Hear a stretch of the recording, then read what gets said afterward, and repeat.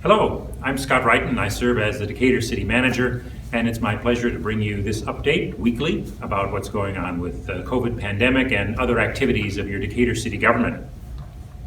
As of today, the Region 6 positivity rate sits at 3.6%, and for Macon County, the positivity rate is 2.4%. These continue to be good numbers. So far in Macon County, since the beginning of the pandemic almost a year ago, there have been 176 deaths. The overwhelming number of these deaths are persons over the age of 65. For this reason, the state's vaccination plan is now in stage 1B. What that means is that people over the age of 65 and essential workers who interface regularly with the public are the ones that are targeted for vaccination at this time. Macon County only gets about 1,000 doses every week from the state of Illinois. And so far, only a little over 13,000 Macon County residents have received their vaccinations.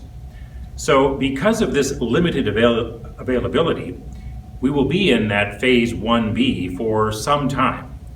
Whenever we get there, phase 1C means everybody between the ages of 16 and 64 who has some kind of underlying medical condition. Details about the vaccination sites, and there are several of them, the times and the dates in which they're open and available changes. These vaccination sites are not run by the city, so I would recommend that you refer to the Macon County Health Department's website for the latest information on where you might be able to access a vaccine. So what does all this information mean about the future for us right here in Decatur as it relates to COVID? Well, the science keeps changing and the CDC guidance is sometimes confusing. This video is probably too small a venture to attract the censorship of Facebook or big tech partisans, so I'm just going to tell you the way it is. Don't be concerned about whether your mask is double or single or triple, or whatever the national advice is today. The common sense protocols we have been using for the last several months right here in Macon County have been working. And the numbers verified. So just mask up in public indoor spaces, practice social distancing, avoid large uncontrolled groups, and clean frequently those surfaces that are touched on a regular basis. It's become routine now for many of us, and it's going to need to stay a routine probably for a long time into the future as we have to deal with different strains of the virus and as we wait for a slow vaccine delivery. But I want to emphasize that Decatur is open. Business is open.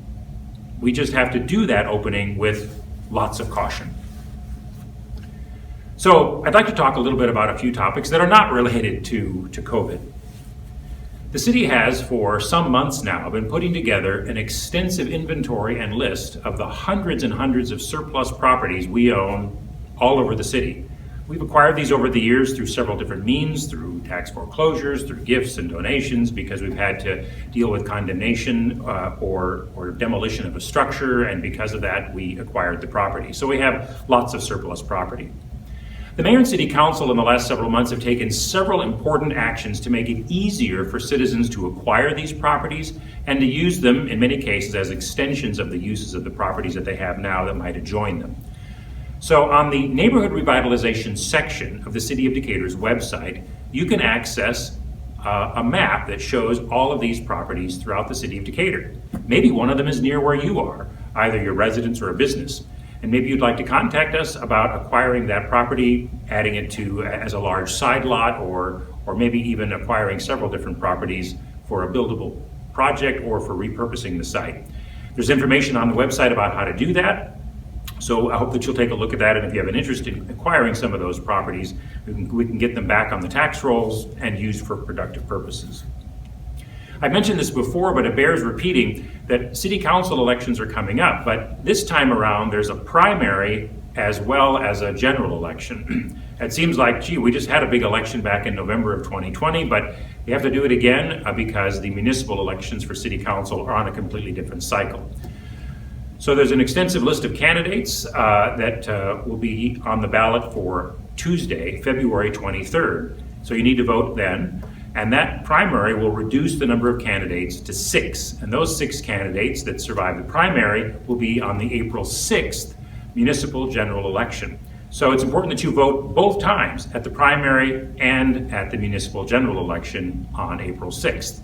We want to see as much participation from citizens as possible. That just makes Decatur city government better. For several weeks now, Macon County has had advance voting available. So regardless of what your polling station is in the city of Decatur, you can go down to the county building there at the corner of Wood and Main Street and cast your ballot ahead of the election, or you can do it on election day, either February 23rd or April 6th. Actually, both February 23rd and April 6th. Finally, I want to spend just a few minutes talking about several of the programs that the city of Decatur is directly involved in making available to businesses, to individuals, maybe those who have, because of COVID problems, have been behind on their rent or their utilities. We work with Dove Financial Services to provide rent and utility assistance. We provide some small business assistance through the Community Investment Corporation of Decatur. We're working as well with the Ink Spot, with the Economic Development Corporation, and some of the information about these grant programs is also available through your local banks or directly through the staff members of our Community Development Department here at the City of Decatur. We apply for every single grant that's out there, and some of them have different regulations, different requirements. Some are run through the Department of Urban Development, some of them through the Treasury Department or the Commerce Department or the state of Illinois, and they have different regulations. But please know that your situation might make you eligible or might not. Maybe you've received money in the past and that disqualifies you from some programs but not from others. So there's too many details about these different programs for me to go into all of them here. But if you call some of the agencies that I've just mentioned, they can work with you to help determine whether or not you'll be eligible for some of the continued funding that is available even after the first of the year. Although most of it is for expenses and losses that businesses might have incurred or rents that might have been built up prior to the 1st of January. These rules keep changing, so stand by and tune in for these videos coming up in weeks ahead, and we'll try to give you more information about them. But those programs are available, and we hope that every citizen who is eligible is able to take advantage of them. Thank you again for tuning into this video, and I look forward to bringing you more information from the city next week.